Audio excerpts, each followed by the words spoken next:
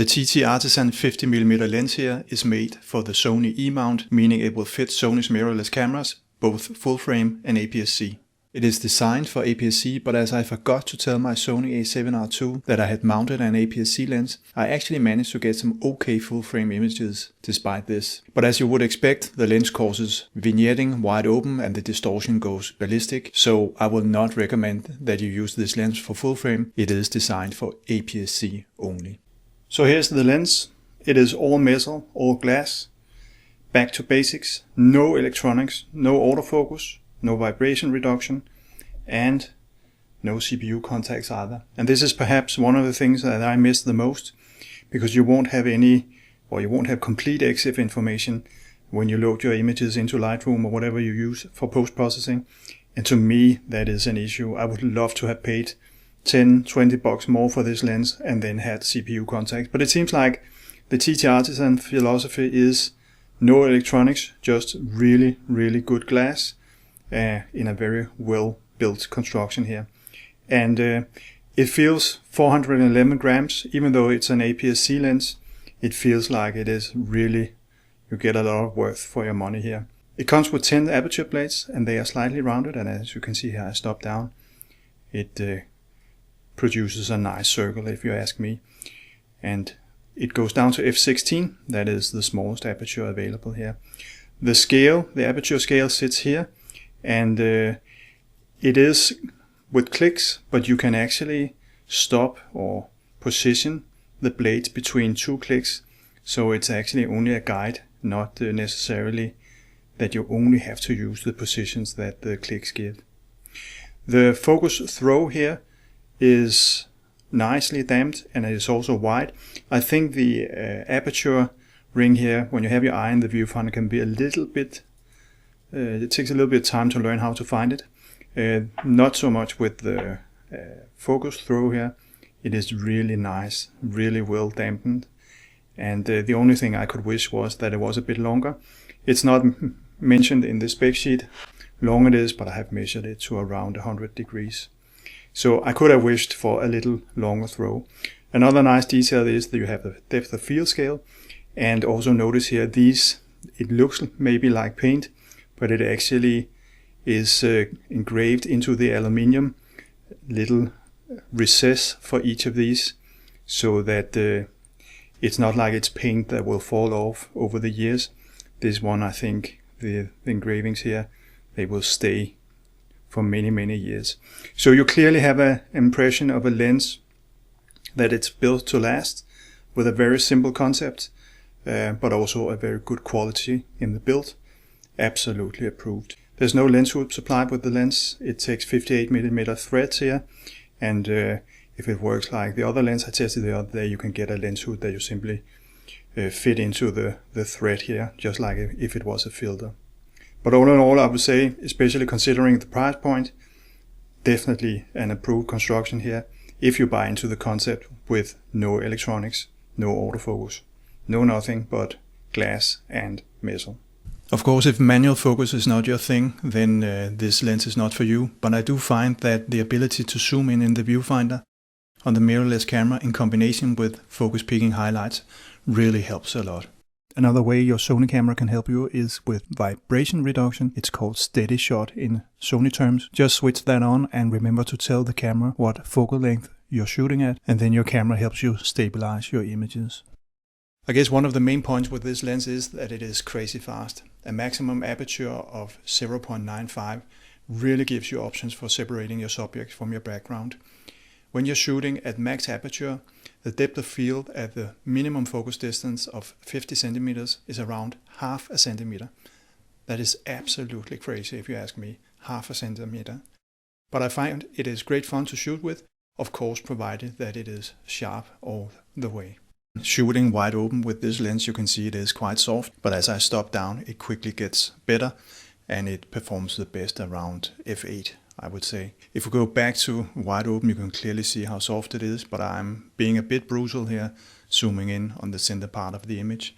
But if we just compare wide open to f8, I think you can clearly see the difference here. And I know many think watching an MTF charge is as boring as watching paint dry, but you can learn exactly the same from graph here. If we look at the corners here, it's a little bit the same story, starting out wide open and stopping down, it gets sharper and sharper until when you go from f8 to f16, you're hit a little bit by diffraction, I think.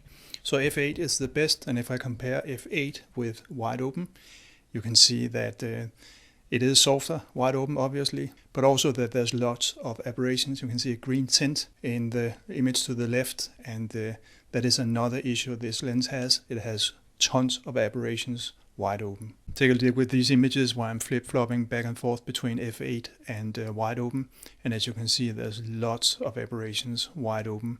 So this, in combination with the fact that it also is soft wide open, actually meant that I stopped using the lens wide open and only stopped it down to around f1.4, maybe f1.2, but I didn't go faster than that simply because there was too much noise or coloring from aberrations, and also simply that the lens, even in the center, was soft.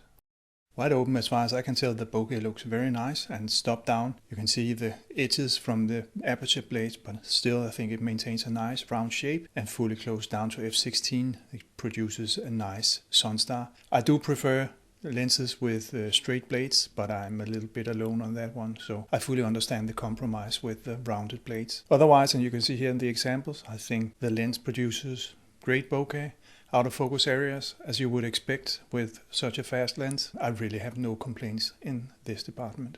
Vignetting and distortion is not too bad with this lens. There is a little bit of vignetting wide open. This image is shot wide open. You can see if you look at the top left image, the small one, that's actually the one where it's maybe the easiest to see. We have done the correction. I've set the correction for vignetting to +28, and that I think fixes the problem. You can also see I have fixed the issue with distortion, and that is +8, and I would say in most cases I wouldn't notice the distortion, but when you shoot something like this with a straight line, if you shoot architecture, you may notice that there is a little bit of distortion. But then you can fix it with a slider here in Lightroom or whatever software you use. It is a little bit annoying, as I said, that there are no CPU contacts, so this cannot happen automatically. That would have been nice, but otherwise I think both vignetting and distortion is well controlled with this lens, and it is relatively easy to fix. I tried to shoot some really harsh light into the lens, and all I got was these two green dots that you see in the bottom right. So my conclusion is that flare is pretty well controlled. I also tried to send light almost sideways into the lens, and this is what I got. So of course you can get some strange results, but if you're using a lens hood, I don't think the light can enter in this angle, so I wouldn't be too worried. And also if you look at the lens itself, when it just reflects the sunlight, you can see there's a lot of coating at work here. So I'm guessing that's why it's so well controlled. So all in all, I think the flare control is approved. And finally, the color rendition. It's normally an area where I'm very cautious to comment because it is so much into personal preference. But you can see here to the left, I've shot with the Sony kit lens at 50mm, and then I've taken, of course, the TTartisan here to the right. And I don't know what you think, but I think they are very, very close to each other. As far as I can tell, maybe the Sony is a little bit more bright in the red, but I would say it's a very close call. Also, if I go down here and look at some of this stuff I threw here in the front, it looks to me to be very similar. Maybe the Sony is a little bit richer here, but I don't really see anything that sticks out massively. So I would say that in terms of producing colors the same way as the Sony lens would do, I think the TTartisan does a really fine job here. So in conclusion here, I would say the first thing to be aware of is that this lens comes with a very clear concept from TTartisan. There's no modern features, no electronics. It really is just metal and glass. They have really gone back to basics. And if you don't like that, then you should stay clear of this lens. If you don't mind that concept and you find it appealing, this lens will deliver excellent value for money. $220 is an absolute steal. It has fantastic build quality, and if you stop it down, it will produce some really beautiful images with beautiful out of focus areas. You should be aware that aberration is an issue, not only super wide where it is the biggest issue, but it is an issue throughout the range, and especially in high contrast situations. I think this is perhaps the biggest issue I have with this lens. Also, I would say that the wide end from 0.95 to maybe 1.4 is more for the spec sheet. I didn't use it in real life, and I doubt that you will. And then I would also say that I really miss weather sealing, because I often shoot at beaches and other places where there are rough conditions, and weather sealing would have been nice, just a little gasket to help me keep dust and water out. So there you have it. That's my conclusion. Hope that was useful as always. Thank you for watching. Take care. Bye bye.